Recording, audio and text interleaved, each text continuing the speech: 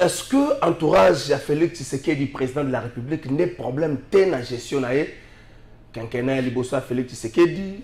Plusieurs révélations, plusieurs dénonciations, plusieurs scandales, il faut le dire ainsi, autour et entourage à chef de l'État.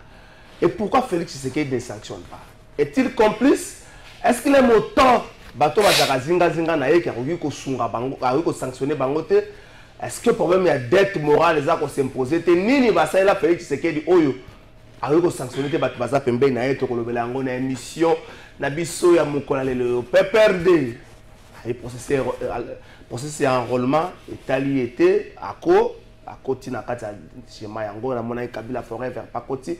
Bande Kobele bazali zinga zimunga Joseph Kabila balobi ti likambo enrôlement etali bangote. Est-ce que molimo ko sala ko IDPS en 2006 yango wana batiki libre champ na bato bakobunda bako compétir na bango ya kolonga longa? Est-ce que ça dit que tia moi pic moko na seni ya Denis Kadima et puis na gouvernement ko zonga na makambo bango baza ko senga composition ya seni ko revoir en urgence, la loi électorale ko revoir yango et puis composition ya cour constitutionnelle ko revoir yango. Ba propos ya Fortuna Biselele incompris, de l'abondance du cœur que la bouche parle, ou encore il fallait le dire ainsi pour la collection de bateau. Nous sommes volontaires à Félix Tshisekedi, il y a pour Bongisana sous-région. Troisième invité à l'émission le Dr John, Jean-Louis Massimango, et puis Jeannot Lompep. Jeannot Lompep a habité de l'émission en retard, je ne sais pas. Or, Kabila est un homme de rigueur. On a évité pourquoi Jeannot a FC Santamou la raming en retard. Je ne sais pas, peut-être le fait que vous avez dit qu'on a un mongo, il y a un retard à la mingi. Et monsieur Bandi, c'est parti. Nous devons ensemble avoir conscience que nul autre que nous-mêmes ne viendra sauver notre nation et que cela exige de chacun de nous une mobilisation tous azimuts. Bana Congo, ekomitango to telema, to simbala na loboko, pe to sala pona ko bundela ekolo na biso, etando mobimba ya ekolo pe ko batela ndelo nyonso ya ekolo na biso. Ekolo Congo démocratique ezali kobundisama na etumba eyo Rwanda ememi pe na makambo mabe koboma bato konyokola bango nzela ya ba M23 bazali kobundisa biso oeleko eye ekolo ya biso ezwi nzela ya botombwami kokabola biso mpe koyiba bozwi boye nzambe apesa biso makila mosopani mingi bomoibwa bato bobebi zamba nde ezali kosunga molongo mobimba bomoibwa bato bokomi mpasi tozali na ndingisa banso ya kobatela ekolo mpe lisanga mpona likamboli ya ekolo tosanga na biso banso totia pembeni makambo na biso to pe politiki tosangana tobundisa banguna baye balingi kimia te nde likamboli ya biso banso tozala lisanga tosala nkele totika komona baninga mpamba mpe mbeba nyonso tolakisa motema mwa kosalisana na bandeko babiso baye bakutani na makama mabitumba tosanga na biso banso topesa maboko mpe tozala osima ya bilombe babiso ba FRDC mpe na misala minene mia ekolo mpo ya kozongisa kimia mpe bokengi lisanga tobundela ekolo na biso mpe tolonga etumba eye batela ekolo bendele ekoya te.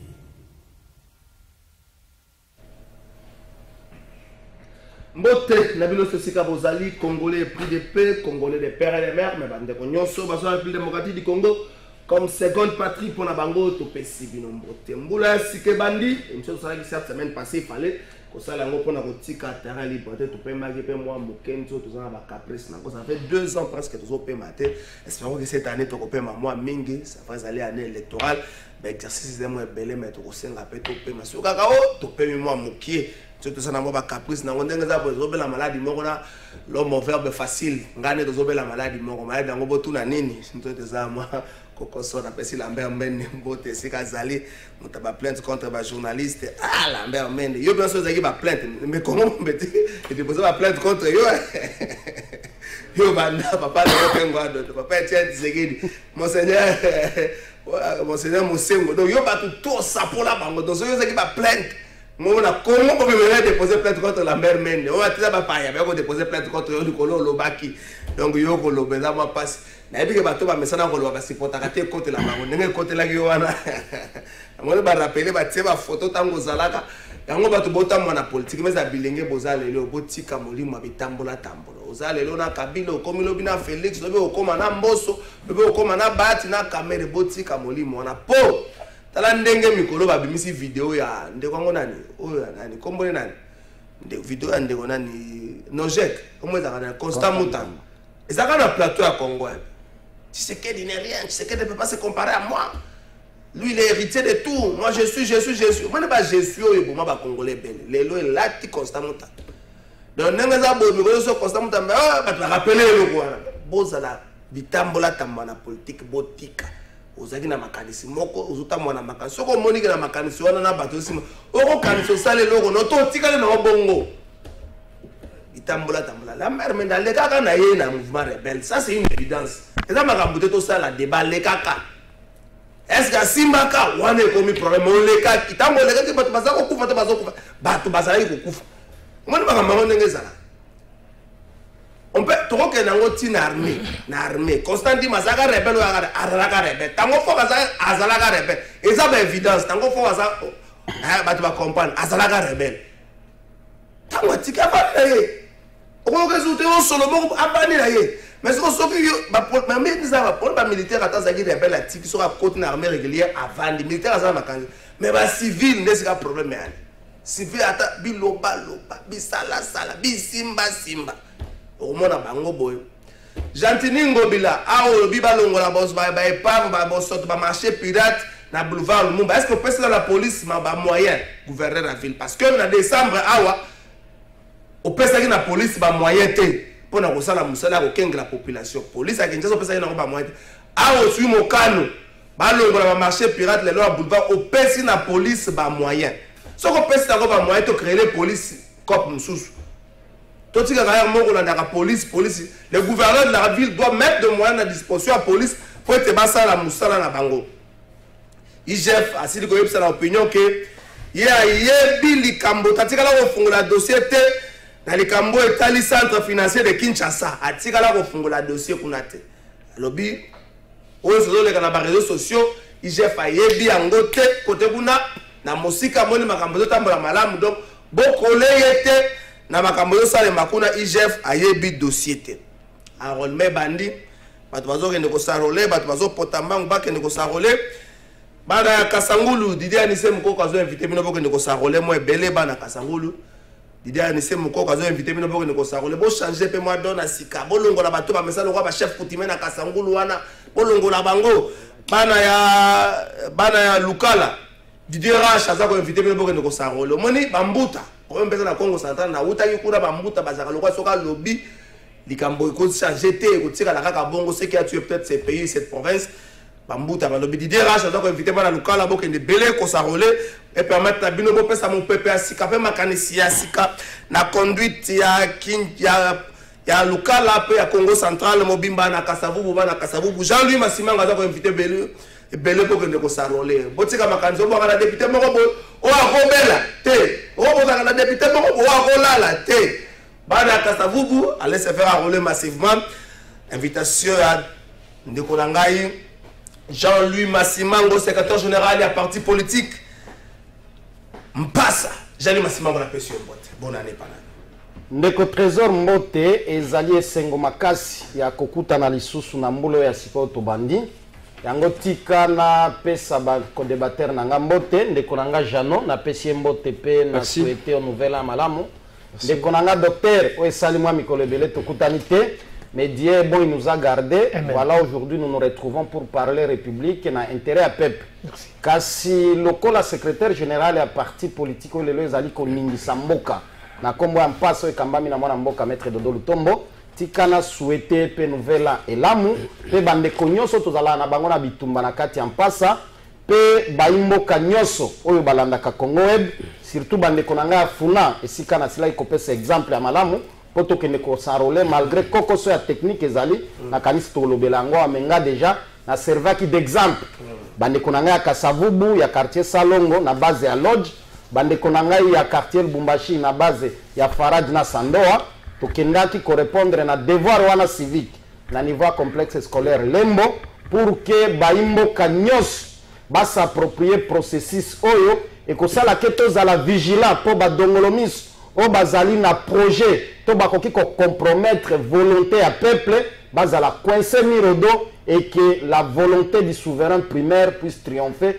au détriment ya ba intérêt égoïste ya ba politicien oyo lelo ba koki ko zala na bilan ko présenter te par peuple parce que nous savons que notre peuple vit dans une situation chaotique et à misère où esengeli ba voix biso ba leader d'opinion et tellement to lobela bango to alerter na maye nyonso ezali koleka pe moi maloba ya suka na bande kona biso ya est et sika tolobaka abattoir humain et s'installa alors que l'état oyazali na obligation constitutionnelle ya ko protéger mboka yango zali komona lelo sur les 145 territoires otozala nango na Congo déjà plusieurs territoires échappent na contrôle ya pouvoir central na contrôle ya ba pouvoir provinciaux précisément à niveau à Nord Kivu où certains territoires ne sont plus gérés par le pouvoir étatique congolais.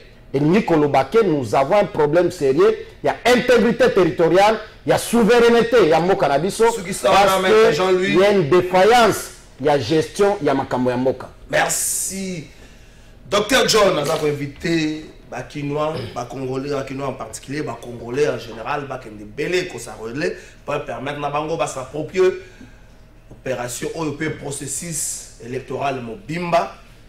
Soro raté bandeli ozanga suka bomozane bandeli balobaka la Bible balobaka vaut mieux la fin d'une chose que son commencement. On les a Bible parce qu'il y a une dose spirituelle na mokili boy faut mona na bandeli nego ebeni balamba basala kama pateta ngozula kana soko eleka ki munga mais loko yebati munga ngobati ka ndenge ni Docteur John invite aussi les Kinois en particulier les Congolais en général bakende belé ko sa rôle Docteur John Mbote na opé bonane.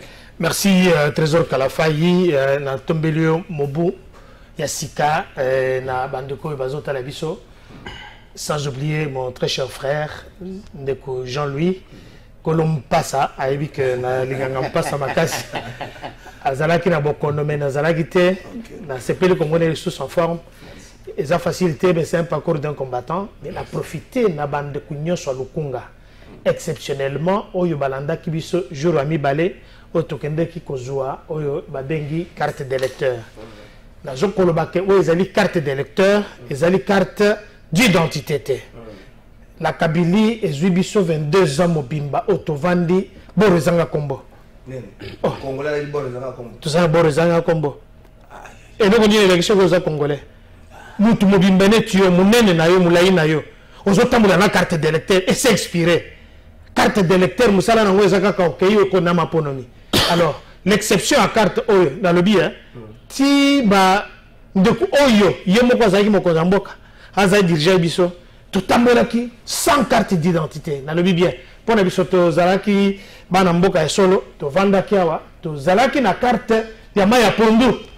Je pense que Erwana bandeko lompempe ba yebaki yango na noté mais bon voilà parce que nous dans ce temps là to votant qui tango c'est maréchal oui maya pondu carte vert tozalaki nango. Alors il y a une exception à carte oyo parce que faut mona que il y a QR code de ligne koloba que les téléphones aux nango ceux qui osent code QR ndongo lo bango na ba invention ebelé mais nazo insister ko yebisa bandeko nyonso ya lukunga surtout oyo bazotala biso pe na ba périphérique ko yebisa bango que photo oyo eza na carte d'identité beni bazwaka biso be Congo yango na nazo ko yebisa bango bandeko nyonso bazakona surtout oyo bazana Bukavu na beni sikoyo que carte même d'électeur oyo photo ezali en noir et blanc. Ezali photo shooting té mais carte yango moko eza en couleur. Voilà la nuance. Eza en couleur mais photo eza na kati ezali en noir et blanc. Pona ba obazo sala photo shooting o balingi ko kendera maponomité neti na moni ndeku shadari na ba na inga bango bazali awa lokolo ba mesana amoni bato ba utaka na forêt ailleurs boro identité ezalaki te ba ye balingi ba congolais nyonso to zala ndengo mais biso le vrai congolais Yangwana quelque part attend toujours Canada de Martin Fayulu qui se faire enrôler na bande comme ça mais pour n'avoir pas s'enrôler et Taliban on se bakangi on dit là aux a carte d'électeur parce que na quand même carte de battre directement identification na yo alors va que tout ça autant boy na pesi merci belé na ba onye so zo télévision na ileri ba télévision belé ba zo landa trésor kala fay moto afundaka ba konzi o bazo salam alam te. Awa, j'ai une petite pensée pour ma maman Rachel. Madame Monique Chaba, au bazo télévision belé. Mais na zone plus. Te, na zo pesa ba au bazo tala, ba vandi bazo tala. Bande. Non. Nous ne sommes pas habitués à ce genre de choses. Mais une pensée particulière. Non, na zo zongela. Na zo zongela, ozo comprendre. Toza na bandele mbula, eza émission pour nanga eza liboso. Mais une pensée particulière pour na bande ko onyo so baza ko sala. La Cour constitutionnelle, la Cour de cassation, la tribunal de grande instance, la institution, je dis bien, le chef de l'État lobby a tué la justice du colon. Mais comment oublier et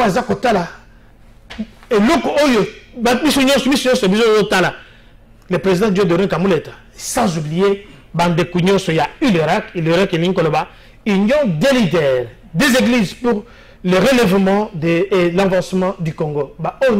C'est-à-dire que ce soit les chrétiens, que ce soit les politiques. Messieurs, ils ont comme un retard, mais ils ont exigé ma personne. Alors, le bano est l'augmenté. Donc, la vision de la Cour constitutionnelle, la PESI tous les juges, surtout tous les juges constitutionnels, au bazo d'Andebiso, président Diodoré Kamouleta. Merci, bonjour papa. Awa Nampasa, bazo senga mbongo pona. Au côté na bureau enrôlement 2000 francs ou 3000 francs makambouya mabe et belé nakei lelo une semaine menazuité pour nazobo ya kopesa mbongo message outi na mpasa Jano Lompepe ndeko moko ya FCC ndeko nanga ya mbongo nkana nenga vandiwana Jano Lompepe na pekisa kio na 2023 oyo ba yoka yote ko déposer plainte et bongo retiré yango wana eza discrimination donc monsieur le droit de tozama mongo toto lo baté non mais Ndeko Trésor, merci pour l'invitation. Bonne année Ndeko Trésor. Meilleur vie na ba co-débatteur na nyoso. Surtout na ba congolais place nyoso bazali bazo na biso na tongo alelo. Na bosali bango te mais il doit permettre ngamba ko petit na sunga ndeko na biso en face. Dr John Kakon na linga kayemingi me faye baki na mission était qu'un communicateur. Ba juge bazala ka politique. Sur un plateau à télévision, tu n'es pas obligé à couper sa mot, tu n'as pas dit. Je le dis. Ce sont des Congolais. S'il vous plaît. Qui a interdit. Sur quel hauts juges de la République. Donc, par beauté, même élégance, il faut écarter qu'on cite Bakuma Batou. Parce que si nous voulons peut-être dans le dossier à la Cour constitutionnelle, bon, on comprend que non, la Cour constitutionnelle, il y a beaucoup de problèmes dans la Cour constitutionnelle, que non, bisous de politique, tout ça, qu'on sait vraiment que non, il faut la récomposition. C'est très important par rapport à la Cour constitutionnelle. On y va. Le deuxième élément encore. Alors, mais il faut n'assumer. C'est normal parce que les gens face d'un docteur, il n'est pas juriste comme nous. Au moment, mais il y a eu pour la Congolais de Konanga, il faut savoir qu'on appelle ça certificat de nationalité. Ce qu'on a je te dis, donc ce qu'on a allez poser la question à vos juristes comme Mbata, poser la question à Peter Kazer et tous les juristes de l'UDPS là. Bah, expliquer, n'est-ce pas, qui est congolais, nous avons ça congolais, donc, si c'est pour là, c'est très important. Je vais vous raconter beaucoup de choses. Élément encore à ce qu'on a au trésor, pour nous au niveau FCC, tout ça, il faut boycotter le processus électoral. Carte d'électeur ou anaté. Parce que pour l'année de trésor, parce que le processus électoral. S'il vous plaît. Jean Lopepé, est-ce que vous boycottez le processus électoral pour vous avez des choses à reprocher à l'actuelle équipe Yasseni, la composition à Cour constitutionnelle, dans l'heure électorale, ou vous boycottez le processus pour vous début, il y a déjà une préparation à tricherie. Ou encore vous n'êtes pas prêt pour nous quitter dans ma pona. La question une minute. Le trésor, il y a une réponse à la question. Pour la mission de l'objet boy. Toujours boycotter pour l'ami. D'abord, il y a déjà une mission, n'est-ce pas? Il y a que préparer tricherie pour la réélection de M. Tshisekedi du Tshilombo. Ça c'est le premier point. Deuxième élément encore, la CENI jusqu'à aujourd'hui, ils ont posé problème. Ba mandataire ya opposition baza na kati ya bureau ya CENI. Mais vous avez besoin de ça, bazo mandat opposition te. baza bato oyo badebosa bango ozo comprendre à l'époque là ndeko mboso na ndeko mata babutika makambo ndenge na bango pona kotia ndeko manaya pona kotia ndeko age matemo na kati ya biwo ya seni na kombo ya FCC place yona toboyi yango eloko ya mibale esu ndeko nanga na lobi awa ke makambo ya cour constitutionnel cour constitutionnel lelo oyo bakomi koso ba dicter ndeko Tshilombo bazako aspirer confiance té crédibilité ba juge constitutionnel ça pose un problème. C'est jamais vu dans l'histoire constitutionnelle pour une affaire, pour la 3e fois, la même cour constitutionnelle a se revenir yango. Yango to bibu, to za ko senga kino. Il faut faire matata. Mais bien sûr, la faire matata. Et ça kamongo pata. Yango to za ko senga kino, la cour constitutionnelle wana, il faut la récomposer, il faut baser à la neutre. Parce que moi, la élection de votre trésor, beaucoup qui a l'élection, c'est lui à proclamer yo, ou bien c'est lui à cause yo. Bah que na kati ya cour constitutionnelle, c'est la cour qui décide. Qui publie définitivement le candidat. D'abord, tu sais que non, Kourouana, il faut pas revoir en haut. Et élément, je suis à Souka rapidement. La loi électorale pose un problème. La loi électorale dit qu'on vote, on a bureau de Awa. La loi on a voté avec beaucoup de tricheries. Il y a eu tellement de belé, ce qui fait que non, il n'y a eu pas un débat entre l'opposition et la majorité dans 4 hémicycles. Donc, on a une bosse, na collecte ne yo sacré, allez, ça la précipitation, voter l'électoral. Donc, moi, tout ça qu'on exigeait, les points cohérents. Dernier point encore, la question sécuritaire. Question sécuritaire de Konangaï, tout ça, on a besoin que tous les Congolais, il faut participer à la position. C'est très important. Toboï, un complot. Si c'est pas c'est comme s'il y a un complot par le pouvoir en place ici, pour d'autres candidats. D'autres candidats, on sait que non, l'élection est inclusive. Ça veut dire quoi? Congolais, on répond à des critères, il faut à la candidat. Pourquoi une politique d'exclusion? Tu sais que tu as dans Seine City, tu as dit que tu as construit à Sikao. Tu as une politique de Congolais, tu as postulé, tu as ligné en côté. Et moi, tu sais que non, les Congolais ne sont pas basali. Il faut tout le monde clair la procédure électorale. Merci, j'adore le peuple maître Jean-Louis Massimango. Il y a aussi des accords d'électeurs. Mais il y a des revendications. L'aspect sécuritaire, Adolphe Mouzi Tokuta Lobby, na kopé Sabine le Mango, n'enga zomo na makamezo kendezo risque que bandeko ya ba zone occupée ba voter. Est-ce que l'aspect sécuritaire ezo élément mon côté oyo gouvernement bonga traitant avec beaucoup d'urgence pour en fait pas avec beaucoup d'urgence avec beaucoup de sérénité pour nous permettre à ceux que qui met au makuna pour battre l'union sur base à l'élection. Mais il ne faut pas aussi oublier qu'en 2018 na parti na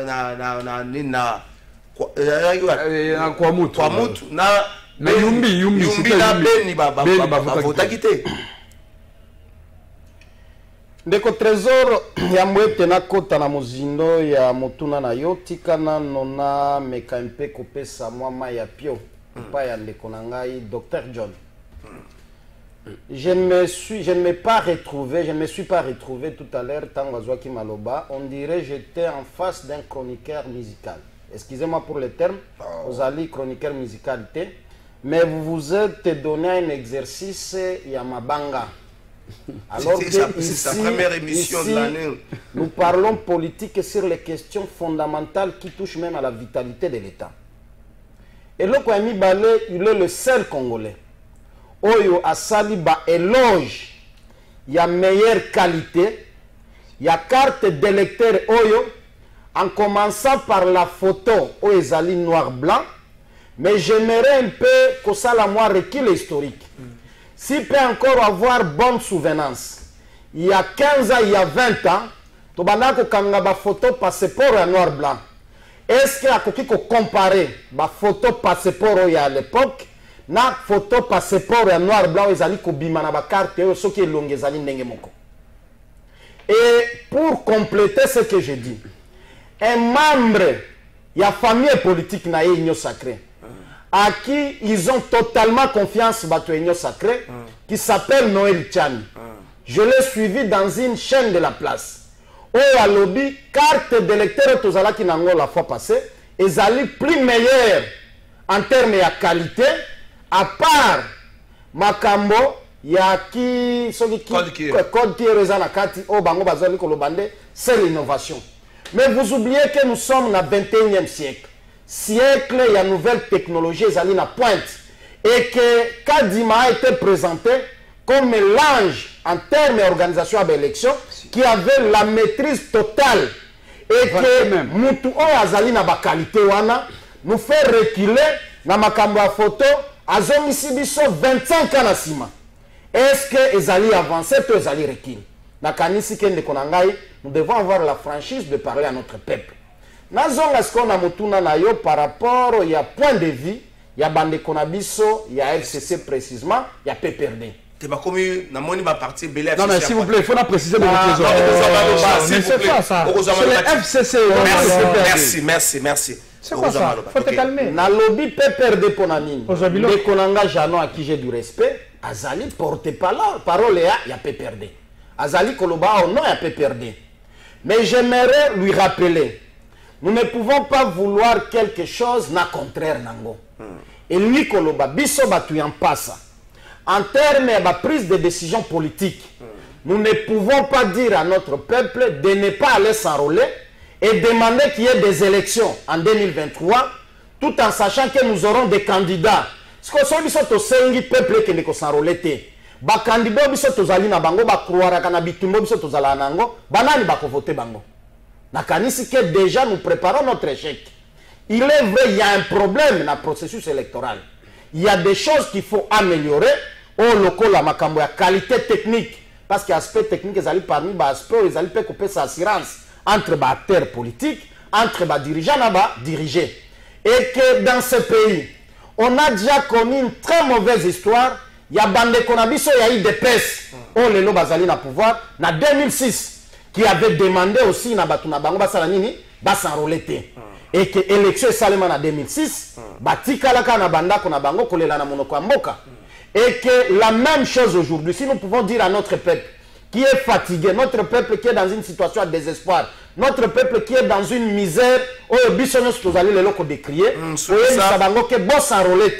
et que tant qu'il y a une élection avec Batunabiso Kakao Bande Konabiso et Union Sacrée, c'est créer déjà un boulevard pour la battu à Union Sacrée. La meilleure façon, il y a qu'à contraindre Bango et Zali Batoba s'enrôler massivement, et que jour où il y a vote, après vote, nous avions dit que Tokoti Kalanaba bureau de vote, jusqu'à ce que va présenter résultat manuel, et que vous allez afficher, savoir qui a gagné et qui n'a pas gagné. Merci. Je crois que c'est parmi les meilleures méthodes qu'il faut utiliser pour contraindre Bande Konabiso. Nasiri sa 2 secondes, na maloba, ya Bande Konabiso ya Est, bisiko bitumbezali. Il est vrai, en 2018, on a connu la situation, il y a insécurité dans l'Est. Et que le long oyo, situation te connaîtra qui en 2018, et s'empirer fa 10 fa 100.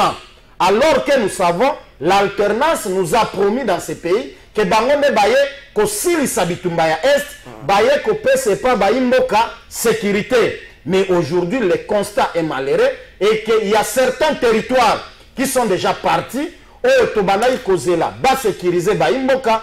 Et que 2023, les élections doivent être organisées. Donc, ils ont le devoir constitutionnel. Il y a Kimia, na bisika o Kimia Zalité, malgré des combats au Azali Moko na Bango, il peut avoir le courage de revenir pour les 30 dates à l'Obake, Bunagane Kozala déjà, na Maboko à Baimboka, et c'est le titre comme en janvier 2023. Et que Batouana Bazali Kokoba ko conquérir le territoire congolais. Merci Jean-Louis Massimango. Docteur John, je vois qu'il y a aussi sa chapitre Oyo. Est-ce que le PPRD a peur des élections? Est-ce que le PPRD n'est pas prêt pour les élections? Mais les conditions posées par ces partis, notamment l'aspect sécuritaire, la recomposition, il y a équipe, il y a cour constitutionnelle, revoir la loi électorale. Est-ce que ces points-là, ils ont été des points où il y a plusieurs Congolais qui se sont enrôlés aussi, mais qui demandent à ce que revoir Bakambouana? Merci. La postenga de Konanga Jean-Luc, la première c'est que vous êtes malhonnête, parce que tant que vous pêchez maloba, au bengi bande kunyo sur un passe au pesimbote, et ça les bandeli yambula, vous êtes malhonnête tant que vous avez empêché ngai. Na pesa mote na bana ya moka, au baza kosala musala que ce soit la fonction publique, que ce soit au bazali kosala musala na nzela, na pesa bango mbote te. Vous êtes méchant. Méchanceté na yo que le fait que na pesi bande parce que la Cour constitutionnelle comme ba tribunaux nyonso comme bande nyonso ba osala musala belé pour la République baza ba fonctionne de l'État. Ce sont aussi des électeurs. Na kati na bango ceux qui réellement aux alliés vont pas ça. Oyo baza na kati baza batona ko le bon mabanga c'est vraiment descendre trop bas. Je passe à autre chose. Par respect pour nayo, na linga zongela yo. Mais papa, dans le but que carte oyo ba commis carte d'électeur, je vais juste passer. Ce n'est pas carte d'identité. Bah, comme bien carte d'électeur, je fais confiance dans le cursus. Bah, comme carte d'électeur. Validité, c'est d'une année. Ce que tu as dit, la carte, photo, la carte, mais c'est un problème technique que peut être résolu. On n'en fait pas un problème. Ah bon? Non, mais là, il se contredit. Je suis zéré parce qu'il est en train de se contredire. Non, s'il vous plaît. Et population a dit ce vas-y, docteur, on sécurise. Excusez-moi, s'ils étaient vraiment intelligents, ce qu'on cancelle sa passeport. Non, c'est trop cher. Voilà, je retire. Ça va, merci. Ce qu'on a, ministère des Affaires étrangères, cancelle sa passeport. Au moins, on passeport pour Moussou, Oyo et Salama bien été. Nous ne parlons pas ici de la photo. C'est un faux problème. Nous allons aux élections. Nous avons donné à M. Lompempe. Il faut avoir peur, Namoutoua Zali chercheur. À part d'être un docteur en médecine, je suis écrivain, un chercheur. Nous avons donné à Makambuyo Tangi. Parce que je se prévaloir na ba turpitude na yo, ko ning, na pesimbote, na ba Cour constitutionnelle, na commission bango politique. C'est malheureux, c'est malsain. À votre niveau. Je vous respecte encore parce qu'en tant qu'avocat. Dans le Biboye, aux autres ma tête en pognon. Un voleur, un détourneur. Docteur, jusque-là, il n'a pas encore été condamné. S'il vous plaît. Quand vous parlez, on vous écoute. Jusque-là, il n'a pas encore été condamné. Voilà. Je dis bien. Vous me coupez la parole. S'il vous plaît. Hazard présumé. Coupable, présumé, innocent, docteur. Vous permettez que je termine mes phrases? Oui, mais il n'y a pas jusque-là de condamnation. Si vous permettez, vous m'émuselez. Non, vas-y. Je parle que Mouyidi, détourneur, et jusque-là, présumé. Ah, ok. Quand je termine mes phrases, vous devez écouter. Okay. Ce n'est pas le PPRD. Oh, il est là qu'on peut se bisso matière. Messieurs, la Cour constitutionnelle, dans la chambre de Nabango, le 18 décembre, quand on vous parle, vous écoutez, vous êtes le téléphone, un message. C'est indigeste ce que vous faites. En tant que maître, moi je demanderai radiation à eux. Comment la Cour constitutionnelle, dans son arrêté, déjà, basez-vous sur l'article 164 de la Constitution, ont évité, c'est redéclaré compétente pour juger ces messieurs qui nous ont volé l'argent. Il y a 1000 écoles par année, depuis 5 ans qu'il a fait la magistrature, tout cas, comme on a 1000 écoles, nous aurions dû avoir 5000 écoles. On ne peut pas lui poser la question. Quand il va découvrir, l'un de vôtres du PPRD, va découvrir qu'il y a plus de épandeurs des avions, des engrais, des moissonneuses batteuses, des tracteurs, moteurs, balongora, qui n'a pas d'aku, n'a pas yacht, n'a bino, bateau, n'a bino, yabato, PPRD. Comment ces projets, vous avez évalué à 285 millions de dollars? Et il y a ça là que tous ont en plein sur l'agriculture, ils ont en plein sur le Macambo et Talimine. Il y a besoin de le colobé. Je voudrais qu'on aille dans le cabinet pour défendre. Mais non, mais tout en point le 9 mai 2021, à Longwe, on a Conagri. Alors, le but, je vais me mettre en position de la justice pour affronter cette justice, n'est-ce pas? C'est une bonne volonté, les gens ont applaudi. Mais il arrive ici. Maintenant, Tamponio se fait conseiller par des jeunes des universités, les novices. Étudiants, il faut que la Cour constitutionnelle est dirigée par les juges constitutionnels. Il y a des professeurs. Dans un peu son matière. Non, je termine. Vous verrez qu'il y a des professeurs Mavungu, vous verrez qu'il y a des professeurs Bono, vous verrez qu'il y a des... Bonkona. Mais c'est pas un problème. Oui, c'est un lapsus. Vous verrez qu'il y a Sylvain Loumou, le jeune qui a... Mais dirigé par le maître d'équipe qu'on appelle le Dieudonné Kamouleta. Mais il est arrivé là comment? Dieudonné Kamouleta n'a fait que 25 ans de magistrature. Mais il est arrivé là comment? Vous aviez... c'est vous qui l'avez mis là-bas. Mais comment se passe la sélection, il y a un juge dans la Constitution. Docteur, on va passer tout le temps à revenir à Rozo à la je lui donne la matière, comme ça il va me répondre. Vous avez une question là, tout le lecteur que le docteur nous dise quand le problème des cartes sera résolu, parce que jusqu'à présent on nous délivre toujours des cartes de mauvaise qualité. En écoutant le docteur John, donc Kaloubi avait tort sur le cas Matata. Voilà la question que tu as un lecteur. Je dis ceci, la Cour constitutionnelle a le droit de revirement jurisprudentiel dans tous les pays. Si vous avez des doutes, allez vérifier. Demandez-moi sur ce que j'ai dit ici. Mais chaque cour dans le monde a le droit de... C'est une jurisprudence constitutionnelle. Le droit de revirement, c'est reconnu à toutes les cours. Vous allez revenir à quoi? Matata doit avoir un juge naturel. Ça ne peut pas se passer comme ça, qu'il est revenu pour affronter la justice. Merci. C'est toi qui es procédurier. Au sol de non, Matata, il fallait vendre. Je vais revoir ça. Pour la Koyebi, ça de quoi? Tout dit question. Matata sera jugé. À Koyebi, c'est dit, Mbongo Yaba Passerelle et Kenda. Dans mon cœur, c'est souvent l'indigence de l'esprit. C'est l'indigence que vous faites. Deuxièmement, Makambouya Mbongo Oyebima Yabukangalonzo.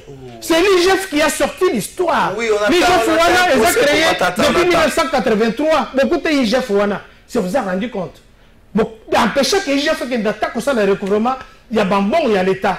Je vais l'arrêter ici. Je vais vous revenir là-dessus. Alors, pour ce qui concerne les Gambo cartes, s'il y a un problème dans la carte, il y a... Merci pour couper ça en une minute. S'il y a un problème dans la carte, je dis bien, ça peut être...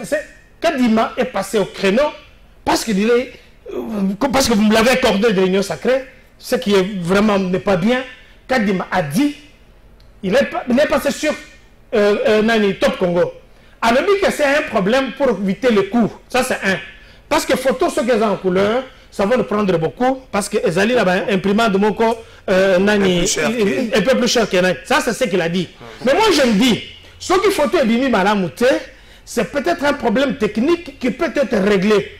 Les amis du PPRD, les amis de Mpassa ne sont pas prêts pour aller aux élections, mais peut-être Bango, il faut encore les yeux doux, mais les amis du PPRD, ils n'ont pas de leçons à nous donner par rapport à l'organisation des élections, que ce soit la composition au Bachaki, Manara, camarade de la Bango, on les a débauchés. Monsieur, il faut être sérieux. Merci, le docteur psychétisme n'a pas d'éducation de débaucher les gens. Merci. Alors, je voudrais que quand tu vas prendre la parole, tu me retrouves sur ce que j'ai dit, que ce soit sur la Cour constitutionnelle, Conseil supérieur de la magistrature, que toi, un avocat, tu es en train de jeter un discrédit sur un endroit public. Merci, on ne peut pas revenir sur ça, parce que vous avez une thématique, vous avez parlé, j'en ai commencé, puis le dossier Matata. Est-ce que la sélection à membre, à cabinet, topé entourage, à chef de l'État, impose à Gaye, est-ce que c'est que Fortina Bissele l'a dit? Ezali incompris dans l'opinion. Ezali yé monoko moté metonda ki monoko fungoli lobby. Est-ce que et l'autre zone c'est le biso M23 c'est le problème il y a carnet d'adresse oyo. Il va qu'on opère c'est la grand frère Kagame. La grand frère Kagame. Est-ce que carnet d'adresse c'est un problème? Carnet d'adresse. Est-ce que la République démocratique du Congo a oignon ces arango et ça n'a pas posé à courtier moko pour aller à investisseur? Est-ce que l'investisseur au Congo qui bayan basé pas Kagame était pour la dernier réglage technique d'investisseur basé pas Kagame était bloqué par moi conditionné par ngote motuna ka ketunami avant to kota les carnet d'adresse to que na résultat Tony Waba qui s'est fait enrôler mokolo ya samedi Tony Waba s'est fait enrôler mokolo ya samedi na Sainte Rita na commune ya Monga Fula eta mona ya Monga Fula pe Lukunga Tony Waba s'est fait enrôler le samedi la semaine passée. Donc na régie bongo to kozonga to yeba carnet d'adresse to na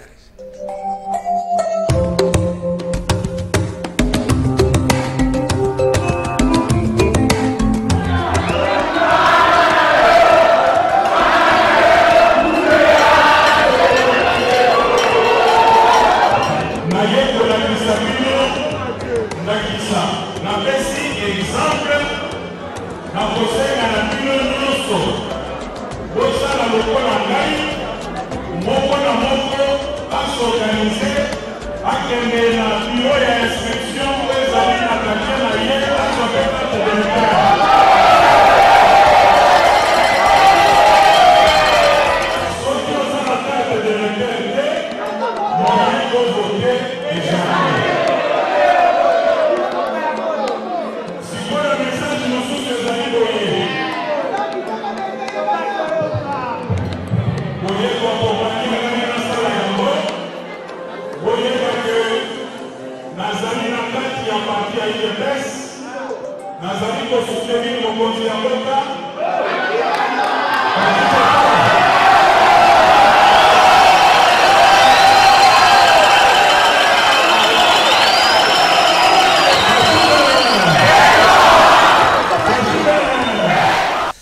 Merci, Tony Mwamba. Bonjour, monsieur. Nous, ici à Lemba, terminus dans tous les centres, avant de se faire enrôler, on demande 3000 francs. Équipe Yasseni, Bovena, Makamwana. Mais ça, c'est un peu partout.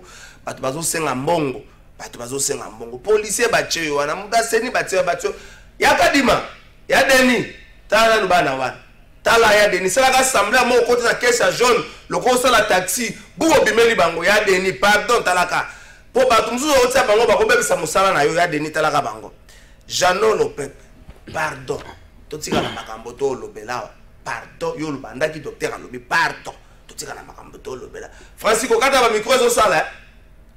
2023, Moutakeka le banda terre, kata micro. Va se comporter comme boss au Parlement. Regardez, boss, ça va dos no baste. Ah, honorable Longwa. Longwa, tiko sala théâtre, honorable Longwa. Madame Bosso. Politique à Congo.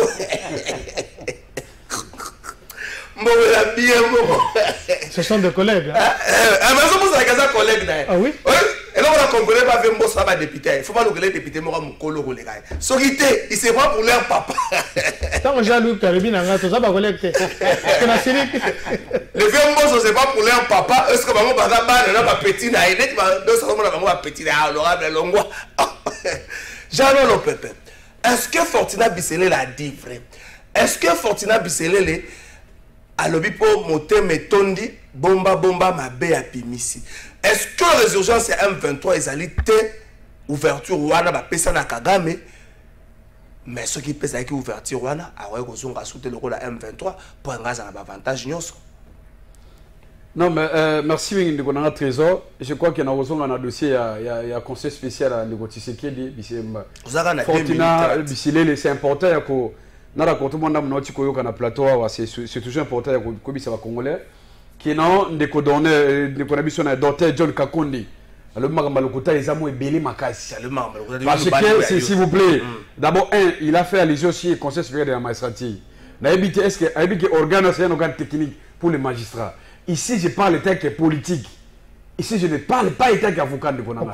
Donc sur ce point là il faut y bango. Deuxième élément encore. Alors ça la éloge dans niveau constitutionnel mais attention, ce n'est pas le premier juge Ndeko la juge lokola Sylvain Lumu. Il a défendu sa thèse récemment ici na faculté de na Iliki. Vous comprenez? Ndeko la juge Bokona. Je connais le personnellement à l'époque avec même député national. Alors tu ça la récemment Ndeko nanga. Et tant d'autres s'il vous plaît docteur. C'est tant d'autres pour te dire plus de 25 ans tant qu'assistant. Non, s'il vous plaît. Pour nous connaître ça que non Ndeko nanga, ce qui se passe dans la cour constitutionnelle. Il y a des meilleurs constitutionnels dans notre pays. Comment constitution oyo ça d'accord té. L'arrêt on a eza monstre oyo ba créer yango. Et si kala ko sale maté na ba juge oyo ta ko na bango. Ici na besoin ta ko na bango. Si c'est pour là. Deuxième élément qu'on de trésor. Alors que non, problème de carte d'électeur, c'est un problème technique. Non. Il faut qu'on ait sonné de côté nani John Kakondi. Mais c'est Denis Kadima. Il était le seul candidat. Oh, Ndeko Tshisekedi à l'écran à TV pour se justifier par rapport à la désignation naïe. Tshisekedi demande à la média internationale que non, Kadima est le meilleur candidat. Or, sur les plans pratiques maintenant, tout se rend compte que non, Kadima est spécialiste. Il est expert dans les observations et non expert était que technicien. Parce qu'aujourd'hui, tout ce qui se passe à la CENI, c'est lui le problème. Donc aujourd'hui, Kadima a démontré que non, il est dans O1, il y a l'incompétence à Kadima. Il est dans l'amateurisme. Parce que la plupart des caméras quittent l'électoraux. C'est lui-même qui a commandé ça. A Québec, il a correct pour suivre la machine. On le voit a vérifié qu'il y a un Revenez à la et aussi un élément dangereux dans Katia Séné. L'incompétence ou secrétaire national exécutif, Toto Mabika, un ancien du cabinet de M. Chilomo, Babomba et Katuana, expertise zéro. Oh, il fallait pas tirer moto, il na technicité, na place mais comme les problèmes il y a mal, on voulait à tout prix. Bas on a contrôle la CENI, c'est comme ça que les Tshisekedi à quoi il a payé Joana et pour la gosu ça yeba kende kuna ngai. Ba membre ya opposition ba ka biwa CENI, ba ça na kati opposition té. J'insiste, les deux candidats wana Manara, Agé Matembo et l'autre là bazo na la muka, ba uta na opposition té. Ce sont des débauchés. J'assume mon nom. Je suis politique. J'ai le respect. Merci. 1 minute 30 de Yasuka de Bonanga, c'est important. Affirme que Matata. Je ne défends pas Matata. Je suis ni de son parti politique. Mais néanmoins, comme c'est une question d'actualité, j'ai glissé un mot. Si c'est pour là, c'est très important. Invitez pour affirmer Biloko Bato. Il a fait la comparaison entre lui le PS de 2006 et nous. Il n'y a pas de problème de Bonanga. À l'époque, il devait faire des raisons. Or, actuellement, 2023 ou 2022-2023, les FCC, à ça, la raison, et c'est constitutionnel, c'est légal. C'est prévu par la loi. Merci. La question du Sénène, on a aussi un trésor. Négocier ce qu'il dit le mot, si réellement on Congolais, il faut révoquer Bissélène. Conseiller spécial stratégique, mais lorsque la bonne silicaire, Makambo alobi wana, ça signifie que sur le plan international, Tshisekedi est le seul président au monde, malgré plusieurs voyages, malgré des millions de dollars de voyage, il n'a pas gardé d'adresse. Et que le Tshisekedi, il était prêt, il y a ça la belle Paul Kagame, pour la carnet d'adresse. Quelle est la honte Yamboka? Donc dans ce pays, nous avons un président de la République incapable. Malgré les milliers de voyages, il y a retiré l'investissement dans Boka. Il y a des conséquences propos à le Wana. Et que inapércité. Merci, maître Jean-Louis. Bon, dans cette histoire de carnet d'adresse, je ne crois pas qu'il y a. N'est-ce pas dans le roi Nani à Roleka? Est-ce que Noël Chani. Bon, là, c'est quoi Vémoka? Vémoka a battre campagne à Wana, Bissou pas gagner l'élection. Mais carnet d'adresse, c'est poser un problème. Est-ce qu'il y a un numéro, il y a un secrétaire de Blinken? Il y a un bakuru, il y a un Luka moi. Il y a un Ngaïbo, il y a un carnet, Zalawana. Donc. Alors, non, s'il vous plaît. S'il vous plaît, s'il vous plaît. S'il vous plaît, s'il vous plaît. Non, s'il vous plaît. Non. Merci, Bakatio micro, ça m'a lobaté, micro. Est-ce que à propos de Bissélé, ça allait incompréter Loba, que tu peux ça qui contrat, Batazo, c'est comme il attend un contrat win-win. Est-ce que ça est incomprété, Forza Bissélé? Natia mama lobami balé liboso etena kota na muzindo ya mutuna na yo parce que c'est une question qui fâche la conscience collective ya baimboka makambo yo ndeko wana Biselele alobaki. Mais ndeko na ngai John, membre ya Union Sacrée, porte-parole ya Union Sacrée. Et par reconnaître à Tamukete. Je vous le conseille aussi parce que Bino Bouzamusala s'autoproclamer. Porte-parole et président de la République. Ça ne vous engage. Ça ne vous engage. Allez, porte-parole. Mais je ne l'ai pas reconnu encore une fois de plus. Quelqu'un qui se dit qu'il est chercheur, docteur, écrivain, mais il remet en cause la qualité de deux juristes en face de lui. Et il s'improvise dans le domaine du droit jusqu'à ce qu'il y a dans toutes les cours constitutionnelles du monde. Le revirement constitutionnel. Jurisprudentiel. C'est ça même le terme utilisé. Jurisprudentiel. Naïe ce qui a tiré un vocabulaire naïe, il y a médecine ou bien attiré en Goat. Je mets en cause le diplôme. S'il vous plaît. Nous n'allons pas entrer dans les jeux de diplôme parce que c'est un terrain peut-être qui peut vous emporter. Oui, allez-y. Je ne remets pas en cause votre qualité à cause de la docteur Mengoïb Sakabiso. Je ne vous dis pas. Mais n'allons pas sur ce terrain-là. Parce que ça peut vous emporter facilement. Allez-y. Et vous n'aurez même pas un collègue que vous allez nous citer ou attendre dans le métier. Je vais vous le montrer. N'allons pas sur ce débat. Allez-y. Deuxième chose. Parce qu'il a semblé parler de détournement. N'a comptabilisé, et je lui donne cet exercice-là. plus de 2500 rapports à détournement depuis 2019 Tilelo. Plus de 2500 rapports à détournement. Parce que lui veut parler de détournement. Qui est aujourd'hui mode opératoire. Il y a union sacrée. Je lui cite quelques exemples. Est-ce qu'il peut citer le nom? Il est vrai. Matata Polo, comme il a dit, Matata Polo, c'est un voleur. Et où tu nous connais, ils ont engagé. Il peut avoir le courage de nous citer aussi le voleur qui a détourné 42 millions. Il y a l'université en Boudjimaï. Et si quand vous connaissez en Moka, vous menez pour que vous inaugurez l'université, vous avez que vous avez na forage. Pompe, robinet, vous avez forage. Na Moka, papa, na inauguré. Vous pouvez nous dire aujourd'hui, parce que vous parlez na bateau Bazali Koiba. Vous pouvez nous citer Mbongo Ampio de Kenawat, Mbongo Rame Kenawat. Ok, vous la vision, Mbongo à 5 jours. Oh, il fallait que la banzela de certes agricoles. Vous pouvez nous citer ça. Vous pouvez nous citer Mbongo à avion. Il y a Congo Airways. Oh, les amis na avion. Parce que Bokenda, que vous avez avion, on a analysé ce qui est na Kenya. Il y a tant de dossiers où on se permet de parler dans ma campagne de détournement. Donc vous êtes mal placé et je crois quand vous le dites devant la télévision, la population est en train de se moquer de vous et c'est réellement que les amis manquent d'arguments convaincants parce qu'aujourd'hui vous êtes en perte de vitesse, union sacrée et les amis réellement malheur pour le Congo. Une minute. Il y a deux choses où retenir attention parce que dans la vidéo on a alobi boy mokonzi ya mboka tango akomi na pouvoir eloko ya liboso président de la République a Félix Kagame. Nous avons des minéraux en République démocratique du Congo. Il faut travailler dans le sens à gagnant-gagnant. Depuis quand minéraux à Congo et c'est les à exploiter pour servir aussi d'intérêt à Rwanda? Première question. Deuxième question.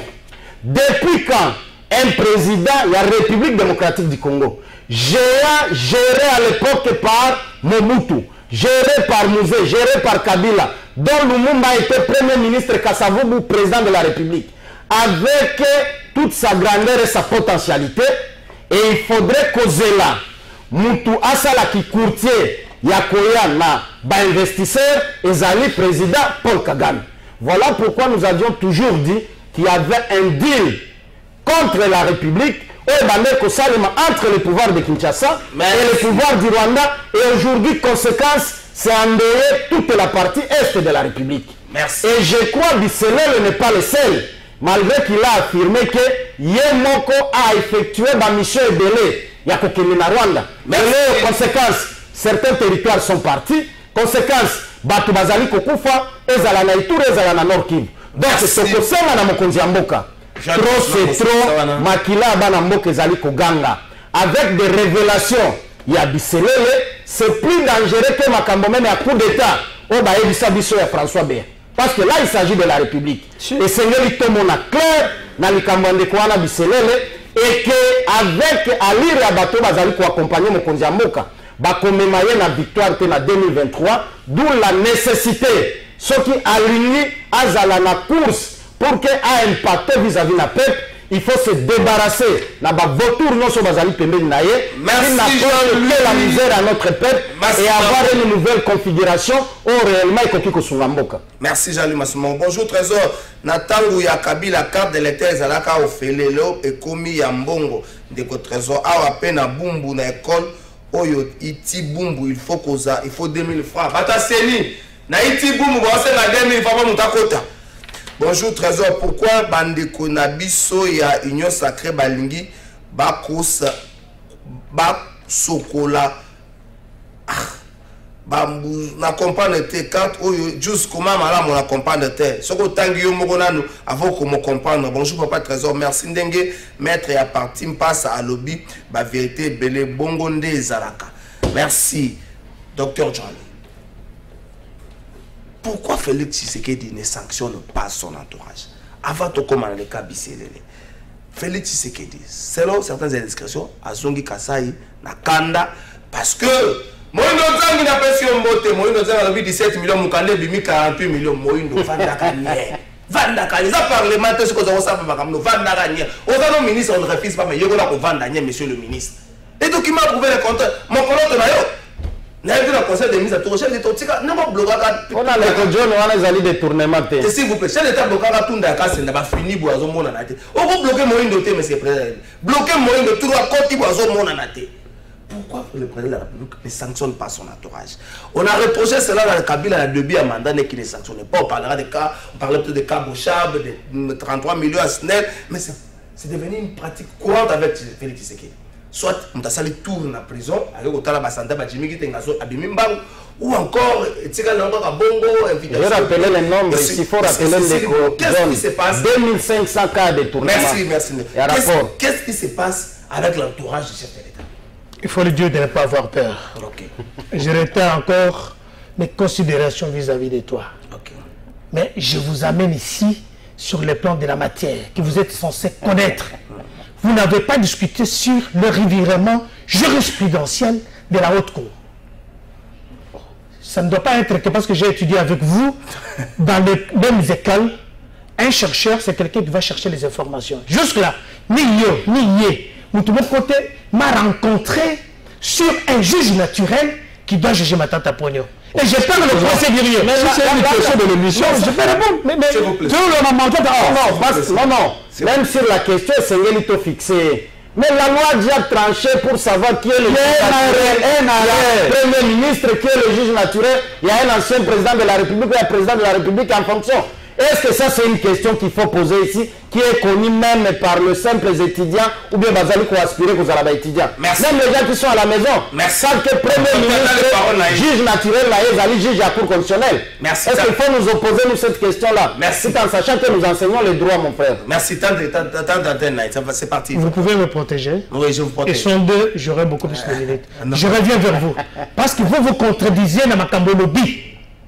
Vous vous contredisez. C'est pourquoi je dis, j'ai encore d'estime pour Nayo que par rapport à Naye. Oh. Je reviens ici.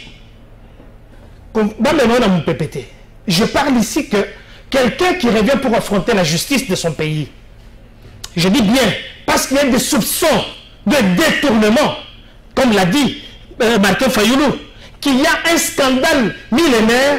Oh, j'ai la vidéo, je vais vous l'envoyer. Le scandale Yabukanganozo doit être éclairé. Vous êtes proche de Fayoulou et ce que j'ai dit, je vais vous envoyer la vidéo. Ah, moi, alors, je suis proche de Fayoulou. Monsieur, mais il faut éviter des affirmations gratuites. Vous pouvez. Moi, je fais partie d'un parti politique qui s'appelle je suis secrétaire général d'un parti politique. Merci. Il ne faut pas m'affilier là où je ne suis pas. Vous pouvez vous calmer. Je suis secrétaire général d'un parti. Vous pouvez vous calmer. Nous, on a appris dans le tshisekédisme la tolérance. C'est-à-dire que quand vous parlez, je vous écoute. Et ce que vous dites, ça vous engage vous. Même ceux qui sont en début, secrétaire de sont dans la télévision. Je vous donne la matière. Il y a un virement jurisprudentiel. Même ceux qui jugent à la Cour constitutionnelle. À vous qui décidez parce que vous êtes censé comme et qu'il y a de nouveaux éléments. Oui, quand on a un dossier, il peut se ressaisir. C'est ça qu'on appelle la jurisprudentielle. Et comme le revirement jurisprudentiel, je ne rentre pas là-dedans. Je pense que c'est tout à fait clair. Alors, on a ma camomato tapogno. S'il vous plaît. Je ne vais pas répondre à votre question. J'appelle difficulté argument. Il a une difficulté j'appelle le Conseil supérieur de la magistrature. Voilà quand même l'université que je respecte mais qui ne comprennent pas. Voilà les gens qui dans des insultes au lieu de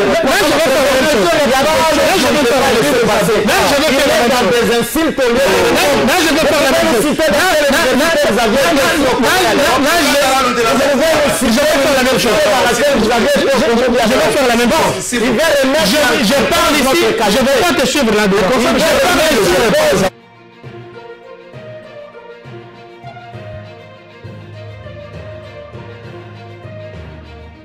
nafunda sikoyo bato tala mokonzi ya kolo ofunda oyo bato naofunda lelo population de esengi yango na moto azwi joue na ye azwi nini na ye ntango papa koma kotuna situation ya famille mwana oyo afundaka bato ngana se présente lokola mwana wana bandi kopesa nazofunda bato misato moto ya liboso nazofunda ministre ya tourisme président de la république ministre ya tourisme awutaki semaine touristique na Lualaba. Il semblerait que Mbongo Bimaï kuna semaine on a 3 millions.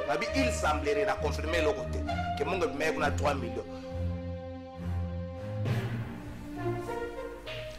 Merci tata mokonzi ekolo mwana afunda kabato aye tata mokonzi ekolo ko funda lelo na kitisi mungongo au peuple akomi ko tuna ngai soki na continuer ko funda tona tika tata mokonzi ekolo est-ce que makambo to funda ka oye komela kayo biso to yebi ke komela kayo na komi ko lemba makase silingai ndenge nini bato tozo funda tata mokonzi ba sanction ezoyate ba sanction ezoyate pona nini peuple jour le émission suka to sala ga tata mokonzi ekolo oki makambo peuple alobaki na yebi to ba service ba komisela ki ozaki na Kasai peuple akomi ko lemba François Roboto ko tika ebongo ministre aménagement du territoire François développement rural François Roboto ko tika ebongo François Roboto ko tika ebongo tata mokonzi ekolo ndenge tozo funda ba conseil na ndenge nazo funda pe Moindo Nzangi nazo funda Moindo Nzangi alobi 17 mais mokanda moko asinza 48 millions mais tata mokonzi ekolo François Roboto maboti bakomi koyeba te sikane basala ba famille mbongo ilifute ezana noté mais esikani basa fonctionnaire asali 40 babwaki eka bona mo pepe po nini po foti abata parti po foti aba cousin ba neveu ba tante ba nièce tata mokonzi ekolo François Roboto wana oyebi nenga yaka bato suka ba na nye sacré bangwana ayeba ko memelo bato suka boy to na 2020 tata mokonzi ekolo tala François Roboto kotika eboite benga ye soko ko kata micro na yetu na kata micro na ye kuna na développement rural bato bazolela ba nomination zo bimate na public bezo bimate moko pa na bon non toi tu travailles plus ici tu travailles plus na ke wapi tata mokonzi ko makaze silinga bona funda neti Moindo Nzangi okolimbise ndenge nini Moindo Nzangi nazo funda mikono ko funda kaka ba ministre ko funda lelo ici